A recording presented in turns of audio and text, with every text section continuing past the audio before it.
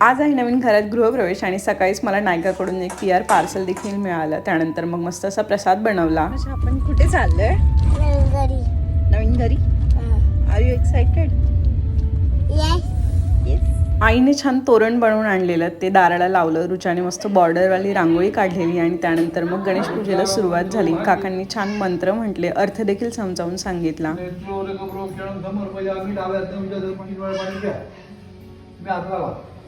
शिवाय नमः महा यो नः प्रचोदयात् आपूर्गा भोजन महा सान देवता प्रेमनंदे सर्व गणेश पूजन झाल्यानंतर मग पंचामृताने हळदीचं लेपन करून उंबरठा देखील पूजला. देवांना सगळं घर दाखवलं.